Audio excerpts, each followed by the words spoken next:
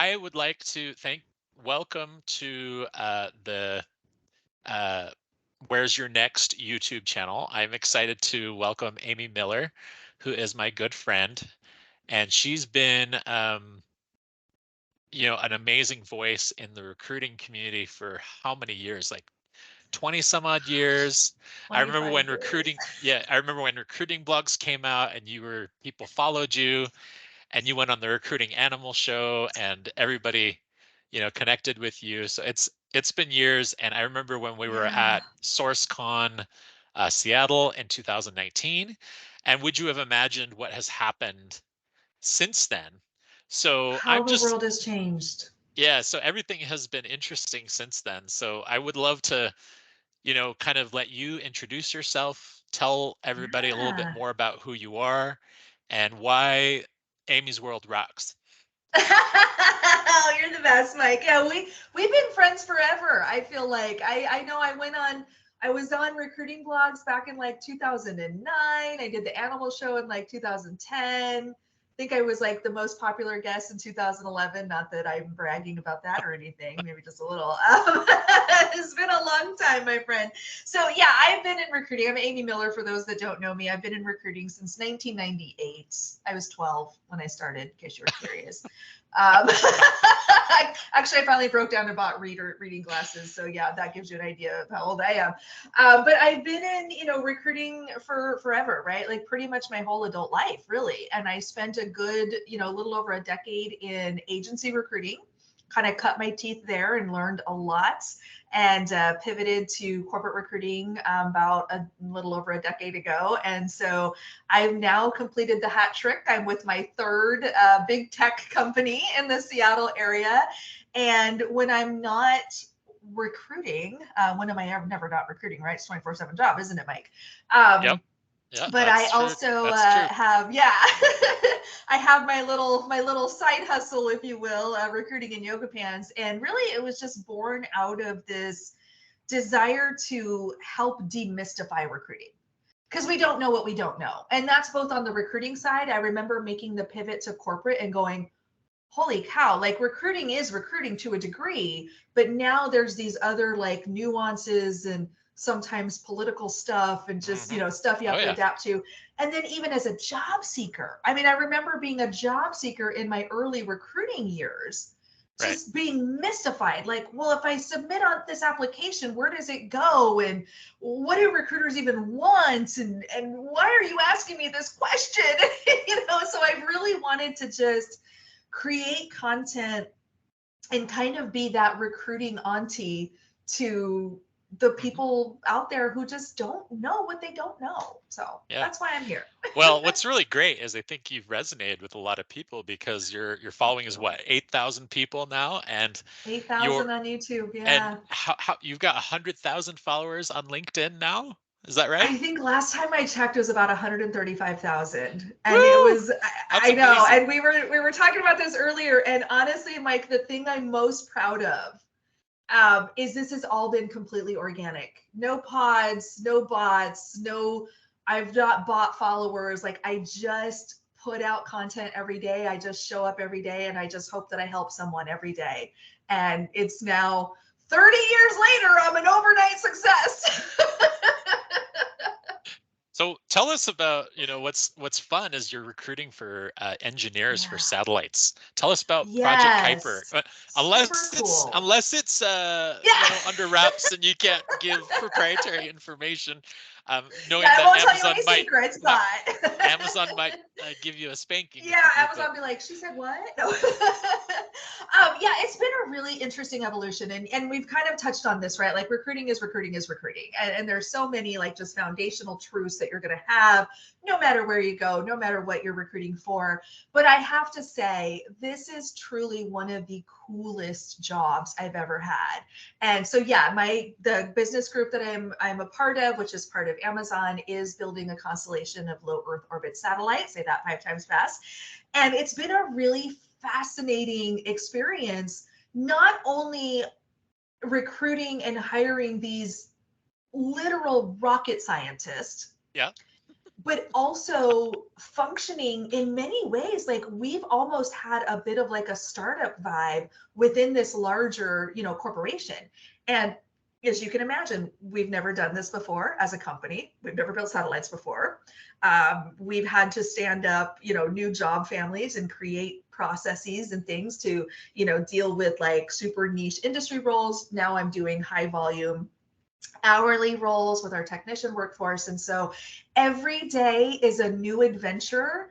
And I'm telling you, if you do not have a learner mindset and you're not willing to like check what you think you know at the door and learn something new, you're not going to have a good time. Yeah. There's a lot of change, and every day is something I've never heard of. I spend a lot of time on Wikipedia. Oh, oh, you want a reaction wheel engineer? Okay, what's a reaction wheel? Like you have those kinds of conversations all the time. So it's been a really, really fascinating few years. I've been here 3.5 years now, and just So every you day is you is started truly a right new after day. COVID. Tell us about what that I experience was did. like. When you remember the yo-yo, I mean, it was Oh yeah. 2019 right up to that start of Yeah, 2020. It was red absolutely. hot, and then boom, it went Mhm. one way and the other. Mhm. So any advice you have, and what your journey was like to go from that Oh to now, man. how has that looked? It's been really interesting, and especially with so much focus now on remote work, and we've all kind of gotten used to it, and we all kind of want to stay remote. Companies are like, nope, you're coming back. So it's been really interesting. But I remember I started in January. So we were just starting to hear rumblings about this virus, right? It wasn't Mm, really like, oh, is this like the bird flu again? Like what's happening? It wasn't really real for us yet. And then fast forward, I'm literally 3 months in and we're all being sent home. Like I remember going into the office to pack up my desk, and our IT guy's like, you gotta go, just take it, just go. And I'm like, I'm trying, let me get my. But it was really interesting. There was like this massive push to like, you gotta get out of here. But here's the interesting thing, Mike. My teams are hardware engineers. mhm. Hardware is Has hands to on. hands on site, yeah. So I had this realization of like, okay, we have to adapt in a different way. Super easy to send recruiters home. They probably preferred it because I'm loud, and I've been shushed by engineers at three major tech companies because my voice carries, but with love, of course, with love. But so it's easy to send recruiters I've home, been right? there. It's easy to send, yeah, software engineers obviously can work well remotely.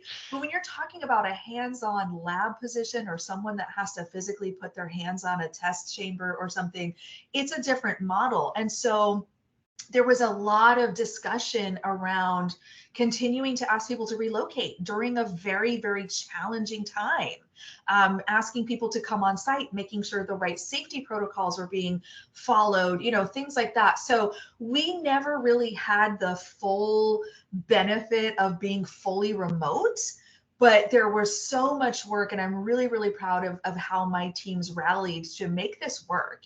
Putting up the safety glass, staggering the shifts. People would come in different times of the day or different days of the week. And so there was a lot of really interesting pivots that had to happen that I think, kind of the average like white collar remote work enthusiast doesn't see. It's very Mhm. easy to be like, oh yeah, tell that to the nurses who have to go on site every day. But it's not just nurses. It's not just, kind of the traditional on-site type of workers. There's definitely other pockets that are as impacted as some of the more common ones. So really fascinating to just kind of watch that evolution. And now that we're back in this like return to office model again, my teams are like, we've been here the whole time. It's like no big deal. Yeah, yeah. Well, so that was an interesting journey. I'd worked remote for 10 years at ADP, right? Mm-hmm. Well, about 8 years. And then I had to Yeah. make the shift to, so my journey's been interesting too. I went from a for-profit venture hiring, you know, implementation people, software people, Yeah. client service folks, all that kind of stuff. And then it's, same thing when COVID hit, everybody's like, what are we going to do? What are we going to do? And we had just opened Right. these what we call 180p sites that were sites that housed all our people. from every Okay. single area of the Yeah. business. And so that was a really interesting world to see people getting used to that, to the other thing. And then overnight, Tangi and Hmm. I, who's the old editor at SourceCon, Tangi Pettis, Yeah. Yeah. we put out this group called uh, Remote Recruiter Support Group. And overnight, it went Oh, from 100 people fun. to 5,000 people on Facebook. And so it's sitting there, and there's a lot of Wow. people in it, but we were helping. We Yeah. got through that, and then that's been all of it's been a journey. So and then my other part of my journey was I went from um, oh gosh, I went from ADP being an internal corporate Mm-hmm. recruiter to a nonprofit at the Church of Jesus Christ of Latter-day Saints, and Yeah. recruiting for them, which was definitely a unique experience. International recruiting, Oh, being thrown wow. into a wide variety of different Mm-hmm. recruitments I'd never experienced before, from volunteer people to, looking for folks that were IT and facilities managers and all sorts of things, Right. and having to find them that were members of the congregation that were out in Exactly. places like Africa and Oh, Europe, wow. and the whole Eastern European thing for Ukraine was Okay. interesting, and just it was a journey. I mean, I had 60 recs at that point. The volume was That's a insane. lot. Yeah, yep. Yeah. And then I went earlier this year. I made the switch to the Source and Recruit company, which was good. So, I mean, I guess my question for you is, how do there's a lot of laid off recruiters out there. Oh, yeah. We've all been through, I mean, it's just the high tech bubble Mm-hmm. burst there, and they Mm-hmm. overhired. What advice do you have for them, Oh, and gosh. I job mean, seekers in general that have been laid off? yeah, exactly. It's been brutal. And I know in the early phases of the pandemic, there was the rush to go home. There was the rush to create like remote friendly opportunities. And we were doing a lot of like healthcare was popping, right? Because there was a lot of like healthcare solutions trying to be developed, and companies were trying to come up with healthcare solutions and pandemic solutions. And we made a lot of recruiters during that time. I Hmm. was part of some of the curriculum development and some of the Yep. trainings, and also with, even external third parties that were, engaging me to do trainings and things for their recruiters. We made a lot of recruiters. And those are the ones that my heart breaks for the most, because they don't know anything outside of a boom time. And Hmm. so we plucked them out of, other types of non-HR, non-recruiting roles and said, hey, we're going to put you in this boot camp. We're going to train you and make you a recruiter. Oh no, now the demand's gone. Sorry. And that has been just devastating to me as a mentor, and someone who has led and taught some of these folks. But I think the most important thing I could say to any of those recruiters, or any even longtime recruiters, we've seen a lot of those impacts as well, or any job seeker, don't take it personally, because it's not about you. And also remember that hiring happens when there's a business problem to solve. Yep. Point That's right. blank, period. If the business problem doesn't exist, then the need for that insert title here doesn't exist. And so when we think about, recruiting, for example, if there's no one to hire, if the business is in a downturn, if we're laying people off, we hear all the news and all the reports about this, your service isn't needed. It doesn't have anything to do with your value. It Hmm. has to do with the business need. And sometimes the business need isn't there, which is what creates this downtime. Now, I know, and I'm sure you've experienced this too. I recruited through the 2008 recession. I Yep. recruited through the 2001 dot-com bust, So we've seen these things. I will say this year, this particular downturn does seem to be hitting tech more. It kind of reminiscent of the dot-com bust. Hmm. Um, but I remember in 2005, the housing bust. That impacted me huge, because I was actually a home building recruiter back then, an Hmm. agency. So part of it is really inspecting, where am I trying to work? Where Hmm. am I trying to apply my trade?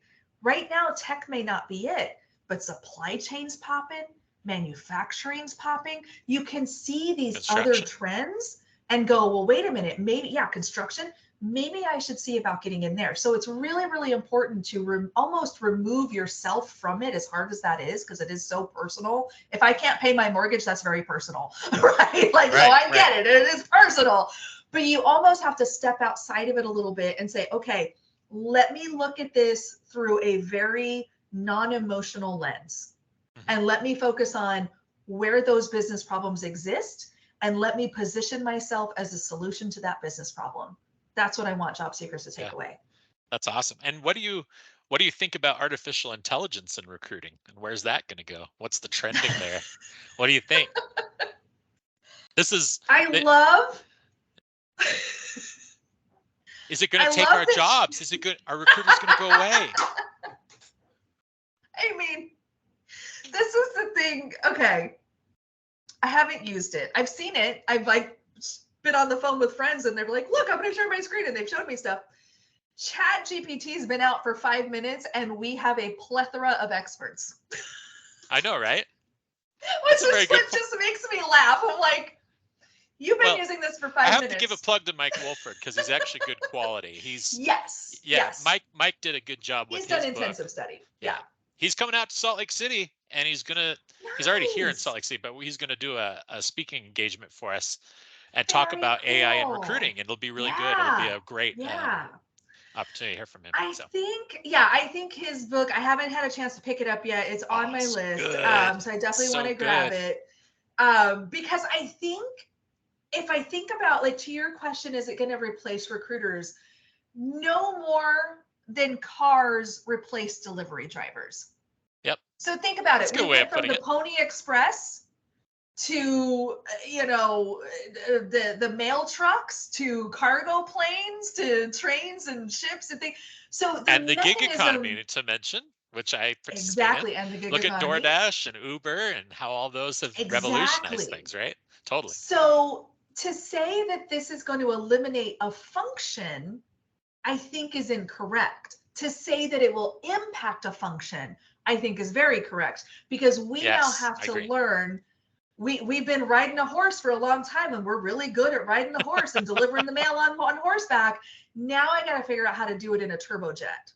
Yeah. Right now, I got to deliver the same thing, but the mechanism that I'm using to deliver it has changed significantly. That's where recruiters should watch AI and like, to your point about working with Wolford, understanding how do I leverage this without sacrificing quality, candidate experience, those kinds of things. So it's just a different tool. Candidate experience is a big one, and the question is how does it impact candidate experience? So there's two issues I see. One is if you're using it to, there's a legal ramification. Does it have unconscious bias? That's a net result of how it was trained, right? The artificial intelligence is only as good as data in, data out, right? It's going to learn based on that. I don't think it knows how to interpret, what a human factor is in terms of that, right? But as far as enhancing our jobs and giving us the ability to do things better, sure. I was just, this is really crazy. I was just on with my leader yesterday, and he was showing me this new tool that can do a video, and he put together this amazing video that pulled stock and pulled stuff in, and it looked like a professionally made commercial, and it almost sounded you had no indication that it was from a robot whatsoever, but it looked so professionally done. It's a plugin that's able to pull that in, and it was such an interesting thing I'd never heard of before. So apparently you can do content creation with these things, and which is an insane thing to think about, right? And even the other things I think Chat GPT affects are maybe you're plugging in your job description, and it helps you write the job description. It helps you with candidate outreach. It helps you with writing creative marketing copy. So it's the Katrina Kibben hit on a good point with this, where she was talking about how the job description needs to be reviewed by a human in order to make sure that the unconscious bias doesn't pop out. and Absolutely. it's insane. You can actually see when the robot has written the job description, Hmm. because it Hmm. it might have some language that is Yeah. insensitive to certain groups of people, and Yeah. that's where the chat GPT might get it wrong, right? So it's really interesting. Yeah, for sure. Well, you make a good point about like artistic endeavors, right? So does this, when you think about something like Midjourney AI or things like that, like does this impact artists? Are Hmm. they Oh now, yeah. my child is an up and coming artist, right? Who's going to go to art school soon. And so it becomes a concern for maybe her future career path of like, is Mhm. there still a need for the artistic endeavor? I would say to a degree yes, because there still has to be the input, there still has to Yeah. be, Yeah. someone has to check, and in our case check the bias. So yeah, it's really fascinating. I'm not super worried. I think that it's going No, to be no, not like me moving either. Yeah. from paper applications to Yep. electronic Yep. applications. Well, We also we saw survived that the that. transition from the phone to the internet to, people, Absolutely. Hmm. recruiters. There are recruiters who can tell you stories about going to the phone book, picking up a phone book, actually having, you know, putting it on a board and mapping from the, so Yeah. it's let's talk about phone sourcing. Phone sourcing is a lost art, right? It's an It amazing tool. is. I will tell you how many times have I had an amazing candidate and all I Yeah. knew was their company phone number, and I Mhm. dial into the phone number, and if the gatekeeper picks up, I say, "Oh, I need to connect with him about my business." And they're like, Mhm. "Oh, okay." And Mhm. they'll put you through to the Mhm. person. Or most of these have a dial by name directory. And you dial by Yes. name, as long as you have a name, which LinkedIn can do. You could go search LinkedIn Yeah. all day if you want to, and you don't need an in-mail. Honestly, you don't need LinkedIn Recruiter to do your job. Absolutely. You could X-ray, using the site command, and you get the name of the person, and then you have the name of that person, and you're in. And what's fun about that is you could sit there and call that person and just leave them, leave people voicemails in Absolutely. those companies Mhm. through the dial by Mhm. name directory. I do it all the time and I love it. And it's the best thing ever. And so you'd be amazed at how far the phone still is relevant. The best recruiters still use it. So Absolutely. I remember being taught, this is where I'm gonna tell on myself a little. Were you ever taught the accounts receivable trick? yes. Uh-huh. Yes. Go Accounts ahead. receivable will Say it. always take your call because they think you're going to give them money. Oh, oh, I'm so sorry, Marla. I think they transferred me to the wrong department. I was actually looking for the sales manager. It's Jim, right? Oh, it's Bob. Oh, gosh, I must have been getting him confused with someone else. Yeah, could you put me through to Bob? Oh, we were a shady bunch in the 90s. You can still use that trick. You can still use that trick to get Been through. a while. I might have to pull it back out and try it out. Oh my gosh, it's amazing. So Accounts like, receivable always takes your call because they think you're giving them money. yep, yep. But even the gatekeeper, I Hmm. was on with a gatekeeper the other day, and it was a good gatekeeper. Well, I need to know more information. I don't give out personal information. And I said, Yeah, "Oh, well, would you be willing to take a message for me?" And she's all, "Okay." And she says, and so I give the message. I say, "This is for my business, blah blah blah blah blah. This is my phone yeah. number." I got the message through. Got a call back, and I was I like, love and the it. gatekeeper was, being asking all those extra questions. It's Yeah, amazing how, I mean, you can use there's all sorts of fun techniques to get yeah. through to that gatekeeper and past them. And so Hmm. now that I've been doing business development, I'm like learning all the new tricks of how to do that. And so it's a crazy thing. So anyway, but yeah, Always need the let's personal touch. oh, It's for never going to sure. go away. Well, if you smile to the gatekeeper, they're generally going to be really happy, and they'll work with you to get through to the Yeah. person that you need to reach, or even the hiring manager or whomever you're trying to get to. I think it's amazing just what you can do with the phone, and it's Yeah. such a lost art. It's something that we Yes. need to keep trying to think about. There are so many great tools, like, we've got these Chrome extensions. You've got Hmm. amazing tools like Contact Out, Lucia, Seek Out, whatever. Yeah. All of them are great, but being on the phone is still one of the best things you could ever do as a recruiter these Yeah. days. It's the biggest Well, value add. I think there's a lot of like just technological fatigue.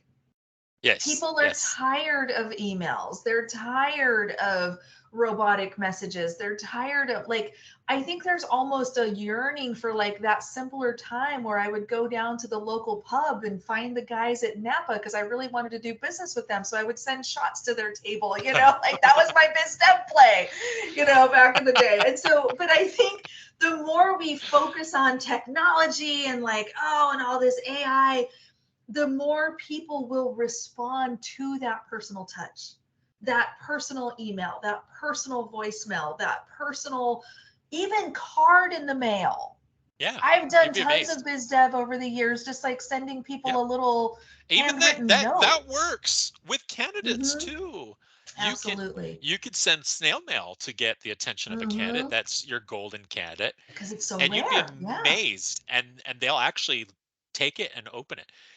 I Mm-hmm. was having a conversation this week about personalization. So, I Yeah. mean, when you personalize, what kind of tips do you have for personalization for people out there Oh gosh, for anything? this is such a yeah, right. This is such a double-edged sword because as a recruiter, and you know this as well as anyone, you have to scale at some point. You can't rely on, well, I'm just going to email this one person and hope they respond. Like you have to do bulk outreach to a degree. But my thing is this, no more than 10 at a time, and I take the extra minutes to make sure that I'm tapping into anything specific to this person. So I'll look for one of my most, best responses was me simply saying, "Hey, I've noticed your anniversary's coming up. You've been at this company for 3 years, almost 3 years. How's that been going? Is it time to look at something new?" And so just those little tips. It's like, oh, she really did look at my profile. Like even something as simple as that, which That's a sounds great, so that's a simple, really wonderful it's thing. That's yeah, it's simple, but it it's works. That gets so easy. attention. It One of does. So I'll be like, if you want to stay, happy anniversary, hope for many more. If it's time to go, I'm here. yeah, you know. yeah. I've also done I also limit my outreach. This is unpopular. There's a lot of recruiters kind of side eye me over this. But for me, by the third message, I'm taking it away. And I'll just be like, hey, this is my third message. No harm, no foul. I ain't mad at you, but clearly I'm not welcome in your inbox. I'm going to go now. 80% response rate to that, Mike. Really Yeah. interesting. Because I'm What a like, great tip. not in a mean way, not in a like, how dare you ignore me way, but just in a very much like, I don't want to be a nuisance. I'm going to go. Like just kind of closing the door. That gets me a response. And I've had multiple candidates who I've actually ended up hiring say, I just wanted to see if you were serious. I'm like, fair enough. Wow, what a great tip. So, Yeah. it's just you got to kind of figure out your own style. That's the Well, other part of the my personalization, right? favorite, What my does work for favorite was Mike versus Amy? Yeah, one what's one of yours? one of my favorites was I see if they're on a if they were like a soccer team captain or a football team captain, or Yeah. they list some kind of sport that they were in, Hmm. and I'll say, you play soccer, join our team. I love that. And it We have a sounds soccer team simple, in my but office. well, yeah, I'm gonna have to use that. I also put down to one, I said, I noticed your education at blank school is amazing. Yeah. Yeah. Um, we need you. And Yeah. that gets a response, because they're like, Absolutely. interesting, actually looked at my. So Absolutely. I think sometimes I love the anniversary thing. That's a great trick I'm going to try now. Yeah, I've Wow, had really great good tip. luck with that. Yeah. Yeah. So for job seekers right now that are, out there, what other tips do you have for them? I mean, Yeah. what's the world that you would what's how would you peek behind the curtain and let them know about the hiring manager or psychology?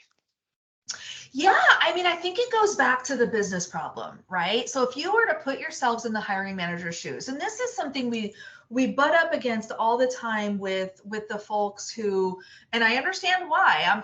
I'm sympathetic to it. The whole idea around shooting your shot and giving people a chance, and I get it, and I respect that, and I want to be that, chance giver anytime I can. But I also recognize that my hiring managers have opened a position because there is a bona fide need. Something's not getting done. So it is my job to help my hiring manager find the people that can get it done. So I would just encourage all job seekers, if you're looking at a job description or you're exploring a particular company, understand, okay, what is this company actually doing? Okay, they're selling widgets.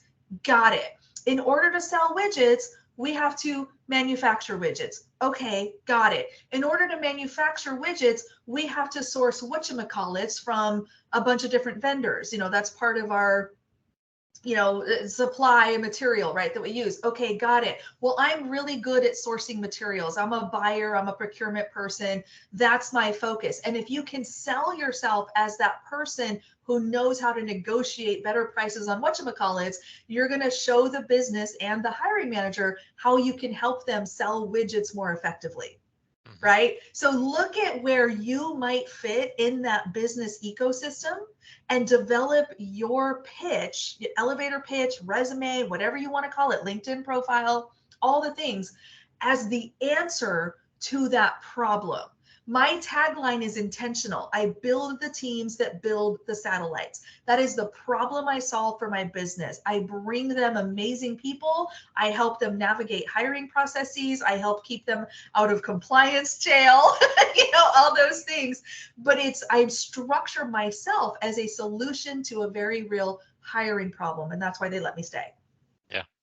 Well, let's talk about, one thing I love about you is you have a thick skin and you have the Got ability. to.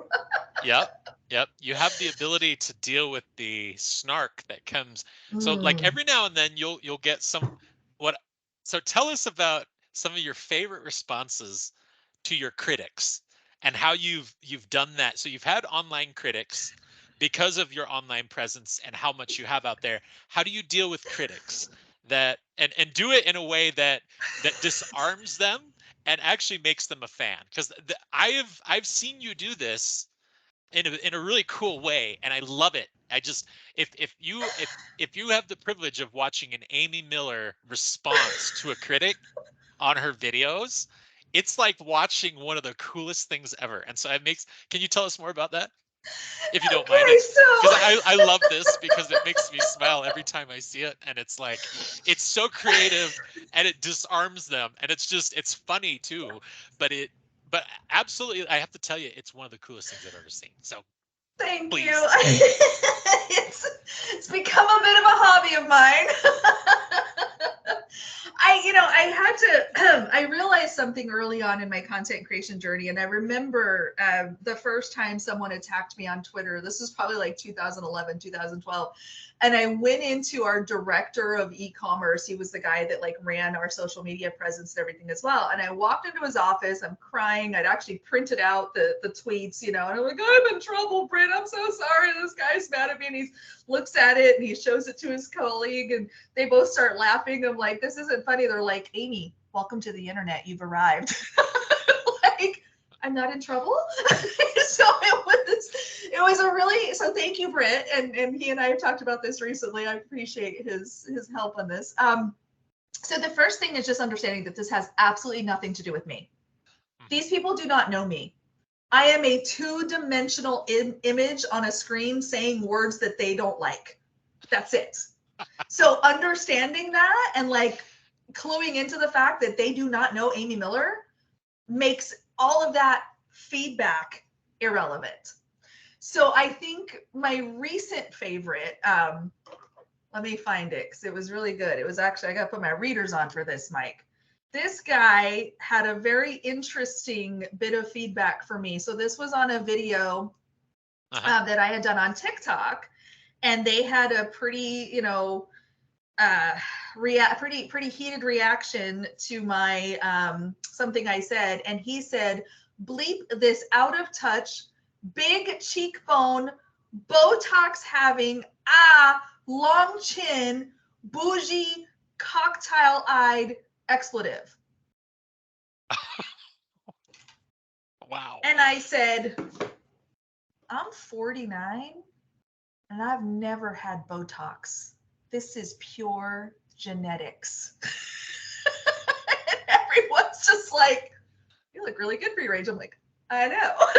So, you just have to have fun with it. You can't Thick control it. skin. You can't, Yeah. and I'm reading this, and if I knew what a bougie cocktail line, maybe I would feel differently. I don't know what that is. But you just have to remember, they're not attacking me. They're attacking the feeling that my content brought up in them. Mhm. Yep. Right? They That's a great way didn't of putting it. feel good hearing maybe a difficult message. And I think what the comment was something about, someone was kind of, correlating like capitalism to slavery, which feels a little aggressive, but I'm not going to speak on that. But I said, you can approach this however you like. I'm going to help people survive capitalism. Like, that's my goal. This is a system we have. I'm going to try to help people navigate it and do what you like. And then that's what got that result. So that was fun. But I've also put snarky comments on t-shirts, which is a lot of fun. So we have recruiters or barnacles on a ship of lies. That was a good one. We have recruiters or Machiavellian tools. That's also available on merchandise. Well, So, I have one of your merchandise. I have the green sweatshirt and it says "World's Okayest Recruiter," and quite frankly, I love that. So brilliant. if you're a recruiter, you got to get her merch Yes. because it's so good and it's Under awesome. promise, over deliver. That's how we roll, So I'm Yeah. just the world's okayest. Oh, you think I did good? I'm a good recruiter, winning. Right? Can you? I promised you okay. So what do you do? How do you use your creative approach to your hiring managers? Had you had that tough hiring manager where you've given them like really strong candidates and you've had to push back a little bit? What have you done there? Yes. One of my favorites is, this is when we were still on site. This is actually a few jobs ago. So I was still with a small company, my first corporate role. And I had a pretty good relationship with this manager, thankfully, but I kept telling him, you got to talk to this candidate. Like, he's really great. I think you really do. He's like, nah, I don't really see it, blah, blah, blah. I went into his office and I laid down on the floor and I said, I want you to know that I'm going on a hunger strike and I'm going to stay here until you agree to phone screen this candidate. And he's just like, I've seen you when you're hungry. This isn't going to end well. Set it up. So, you don't want to see me when I'm hungry. Okay. I need a Snickers. Okay. So that worked. That was great. Wow. I actually did that. It was cool. really hilarious. We're still strike. friends to this day. Talk about a wonder if he Gandhi remembers. move, right? I mean, wow, cool. I was like, no, I believe this strongly. But I think, the bigger picture, Mike, that I want recruiters to be mindful of, you have to earn that. Yes, you do. You have to, like, I had built this man's entire team. We had good rapport previously. We had, so when you are newly entering that partnership, this doesn't mean you're a doormat. This doesn't mean you're checking your ethics at the door, but it does mean you spend a lot of time listening. It does mean you want to receive input. You want to understand, okay, so when you say someone needs to have this experience, help me understand what that translates to. And you want to get them. I've managed to, over the years, get hiring managers to believe that my idea was originally their idea. And it's through asking questions. And I just want to make sure I'm understanding. So you're saying, and okay, so what I think I'm hearing is this. And they're like, oh yeah, that's exactly what, yeah, sure it was. So you build that through listening, asking questions, clarifying, and then bringing those calibration profiles and bringing data. Great point. Well, here's a great question. As an extrovert, which Mm-hmm.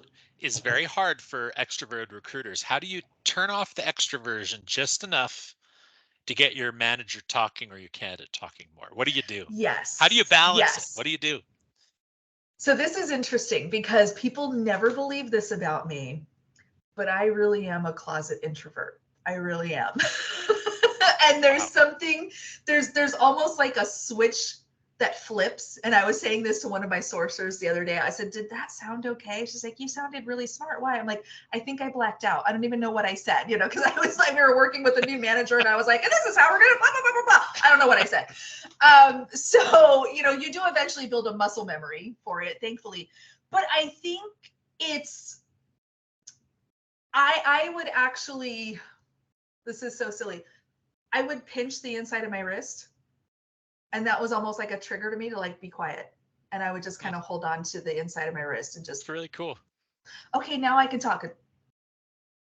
Okay, and then, so that is my trigger to myself to like, just shut up and listen. Let people talk. Because I will take over a conversation if you let me. What's your diversity approach? How have you, in recent years since 2020, diversity was front and center. Yeah. How did you make that adaptation when you needed to focus on diversity, but you might have had a manager who was pushing back on you a little bit? How do you get them on board? Yeah. The biggest, maybe, I don't know, the most common pushback. I don't know if this is true for you. I'd love your thoughts on this as well. A lot of times the pushback for a diversity program or diversity focus is, I don't want to lower my expectations. That was never on the table. That was never said. That was never the expectations. What we are going to do is reset our expectations, because the expectations of what it takes to do the job sometimes looks very different than the expectations of what the hiring manager has envisioned in their mind. So it is absolutely feasible to say somebody from an HBCU, somebody from a community college, somebody with no degree at all, like me, who has the right experience and who has the same, similar accomplishments in their background, could do just as well, if not better, than the Ivy League person. Mm-hmm. And so it's not ever, diversity is never, ever about reducing expectations or somehow lowering the bar. That is not true. These are well qualified, wonderfully, appropriately, trained and hardworking people that come from all over the place. And so it's understanding that it's more about setting the right standard and not falling into the like me trap. Well, they went to the same school as I did and they had the same, opportunities that I did, right? I think this is like a commercial. I'm going to misquote it terribly, but it's something like talent is equally distributed, but opportunity is not. We want to tap into the talent. We want to create the opportunities for the talent broadly and not add in these extra layers of privileged restrictions. I've lost out on more roles than I can count because of degree requirements. Yes. Yep. I just don't have one. I'm 49. Yep. I'm not going to go get one. Sorry. It's too late. It's never too late, but I'm just not interested. Yeah, it's interesting, but at the public level, I'll give you an example. Utah recently redesigned all their job descriptions to take out the degree requirement and focus more on the experience. And so our governor, Governor Cox, COX, that was a big deal for him. He was excited about doing that. And I think he partnered with New Jersey to do the same idea, so it's really interesting. So it's kind of cool. I mean, to talk about two separate, he's on the right, that governor's on the left, but they found something on it they could agree on. Love and it actually is advancing, business. We don't see enough of that. Yeah, it was really cool. And so, I mean, I think when you see that kind of stuff, it does give you a little bit of hope. You're like, wow, there's some hope here. What one other thing I'm thinking about, and this will probably be the last topic because we're getting to the end here. Yeah, but I want to, but this is a fun topic to ask you about. What do you think about the multi-generational workforce, and what does that look like as we get ready to see a lot of baby boomers retiring, and now we've got, I think this is the first time in history where we've had 4 generations on the workforce. What do you think about that? Interesting. Oh, I hadn't really done the math. I think it's fascinating. And I read an article that said Gen X is now in charge, and that terrified me because no, thank you. Can we go back to being ignored? I like that better. No, I,